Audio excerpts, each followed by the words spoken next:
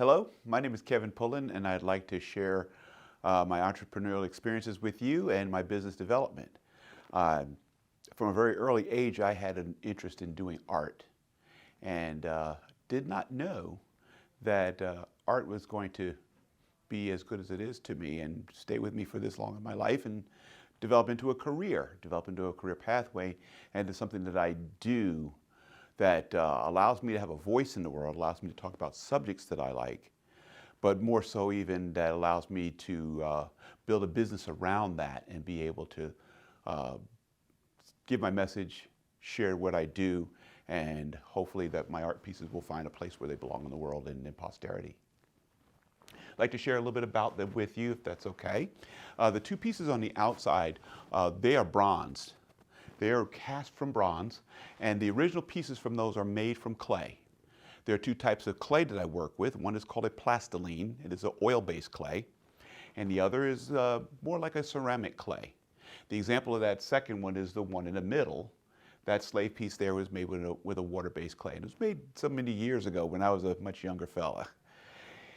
The clay itself is put together. It is modeled. I use a set of tools to do the different details and so forth. There's an armature that runs underneath it, like a structural piece that holds it all together, keeps it from falling. And I model the pieces up till I get them pretty close to what I consider a workable likeness. Now, clay has a very unique property to it, unlike other media. Clay is very forgiving. And as a clay sculptor, clay modeler, some people like to refer to us as, we can work that process again and again and again, because clay being forgiving, if it doesn't look right, just twist it, turn it, pull it, push it, and it will let us work it over and over again. Secret to be told, I can work on a piece to try and get a likeness and work on it up to 39 or 40 times, and people think I got it right the very first time. But that's the process that I actively work on, is the clay itself and trying to get a structure, a likeness. But more than that, what I really like to do in clay is to try to tell a story. At some point or another, the process of being an artist, being a sculptor, is not just making things. For me, I found that it was making a narrative. The clay had to talk in a way that you do not talk with verbal language. And that's the real essence and the real feed for me as far as working in clay. This piece is a grouping that I did when I learned the story of the 54th Massachusetts Regiment and some of the brave African Americans who served in that regiment back in the Civil War, and a story about three brothers from Vermont. The title of the piece is called The Princes of St. Albans. And St. Albans, Vermont is where these three fellows were. And part of their uplift, part of their calling in life to leave being day laborers was to become soldiers and be able to literally fight for their freedom. And so these three, I researched them, that they are from St. Albans, Vermont, joined the 54th Massachusetts Regiment. And that is the regiment that was basically depicted in the movie called Glory. And they joined that regiment. That regiment in history actually passed through this region that we're in right now, coming through Darien, through Glenn County, and on south right into Florida near Jacksonville. They held a distinction of saving a regiment that was stranded on a railroad car and about to be taken captive when the 54th came to their rescue. And they pulled the railroad car with these wounded soldiers by hand. They pulled it for over 2 miles and then put horses and reins and lines together, and along with those horses pulled them an additional 7, 8 miles to safety. And that was part of the legacy. All three of these brothers did survive the war, and I really just wanted to kind of tell the story of these young men who answered a call that was really unknown to them, to become freedom fighters and answer the call no matter what was asked of them, whether it was the war, whether it was actually the battle, or whether it was the saving of lives, or whether it was service in their unit. African Americans traditionally in the Civil War were not given the opportunity to fight, so they had to fight for that too. Fight for their dignity, fight for their honor, and fight for their chance to wear that uniform. The one on the end here, that one is titled Suspicion of Liberty. And you can kind of see there's a kind of a feeling of unsureness, like what's the deal here? What's going on with this? With the snip chain that's around the neck. There's a chain there, but it's like I'm free. What comes with that? And not a look necessarily of happiness or anticipation of the good life. And I wanted that piece to tell that story, in essence, about that suspicion of liberty, because we still, as people of color, carry some of that today. These are some of the pieces that I'm sharing with you. Again, this is the original clay model for this piece. This one has a clay model too, as well as many of the others. And they've been reproduced in bronze on granite basis here. And oftentimes the business aspect of what I do is to have pieces available for museums, for cultural centers, for private collectors. And to be able to have those people, in addition to taking the piece of art itself, is taking that piece of history and taking that narrative and making it a part of their life. I moved here from Atlanta, Georgia, and Atlanta is very rich in contemporary art and rich in history too. But there's a totally different avenue of deeper history in this region, particularly for people of color. And having taught some of those pieces in a course called The Blues and Beyond, it's so many people of color actually arrived to what is now the United States by way of the passage that came in between very North Florida and southern North Carolina. So that area here has more than 90% of the actual African population that came here, brought here as slaves, that integrated into life here. And all those different stories, all those different narratives, all those different parts of history that really are a part of the story for people of color, so much of it was right here. I did not know that when I moved here. And so there was a lot of that coming here that I kind of sensed, but didn't know, and really didn't know how to share it. And it was a happy meeting when the medium that I work with and the messages that I wanted to say married together and allowed me to do that. Along with this being an area of very, very deep roots in African American history and culture, was the population here who's interested in it.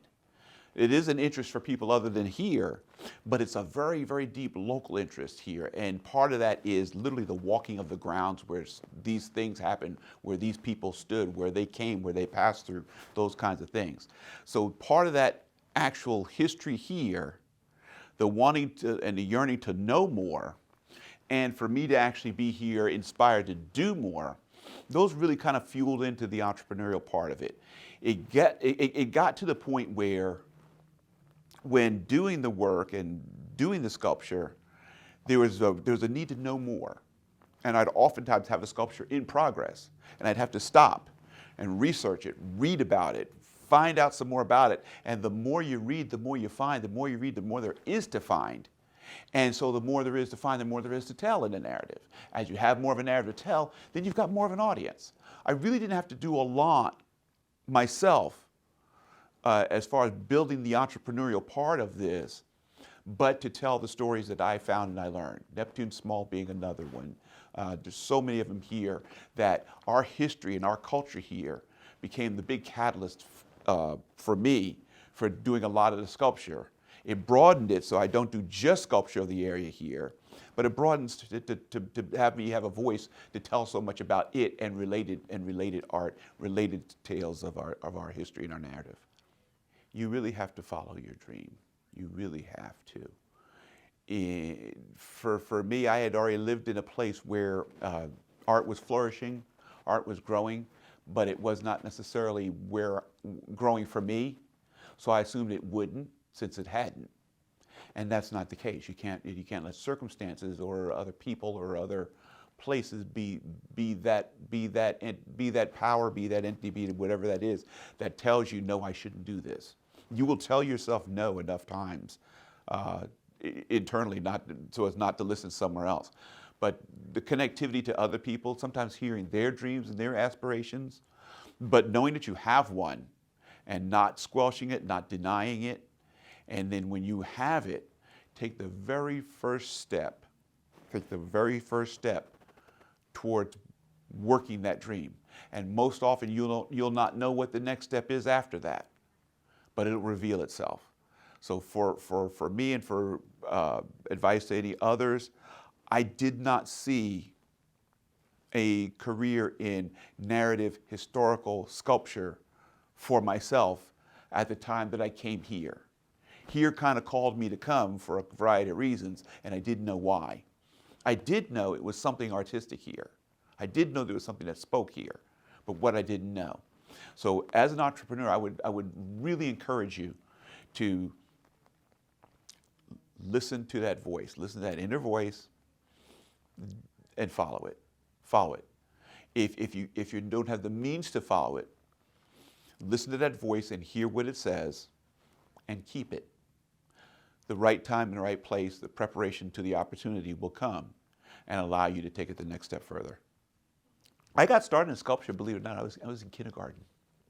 I was in kindergarten, and in the classroom we had a lot of different little things that you play with back in those days, and one of the things we had to play with was a thing that was clay.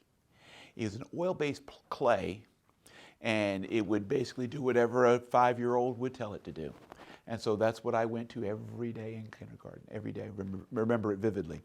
I would go over and find that clay. And even through the year, when Christmas came and Christmas presents arrived or didn't arrive because I didn't get something, I rarely worried about it because I knew I could get clay and make whatever it was I didn't get for Christmas. And my teacher in kindergarten, she knew I was a sculptor at that age. And the last day of school, leaving, of course, back in those days, line up, ready to walk out the door. We were all walking out the door, and everyone's waving goodbye to Miss Johnson. Goodbye, Miss Johnson. And Miss Johnson had for me a bag, a paper bag, like a big grocery bag. And as I'm walking out, she just plopped that bag in my hands. You know, little fella and a big grocery bag, that's a lot of plopping. So here it is. Back in those days, you get something from your teacher, you don't touch it. You take it to your parents. So I did not touch that bag. I carried that bag the whole way home. Got to my parents, and they opened it up. It was all the clay from that class. She had packed every piece of it, so when the end of class came, I would still be sculpting. That clay is the same material clay that I use to make these and to make that one. It's that same type of plastiline. It's a little more of a professional grade that I use now, but it's the same stuff.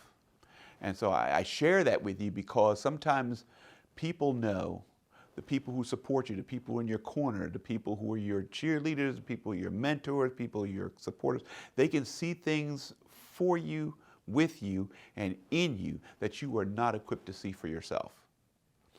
And I revere that lady to this day because she knew at a time when I obviously couldn't and wouldn't know that that's what I do, that's what I was going to do, enough to make sure that before I left her presence, she gave me everything that she had. Gave me everything she had. A lot of different mentors on the way, a lot of people in school, people who are teachers, but I wished at a time when the last of the teachers were gone that I had searched out more mentors and more people to try and find. When you're doing the process entrepreneurial, there are always places where, and this is something I share too, there's always places where there's competition, but competition doesn't mean it's me or you. Competition means that there's someone else who does this well. Look at what they do, see what they do, and learn from them. And don't be threatened when competition has someone looking at you to see what you do, to learn what you do, and see how well they can do it. It's not always the element that is me or you. It's the idea that competition can sometimes make us both better than what we were before. So look for that as well.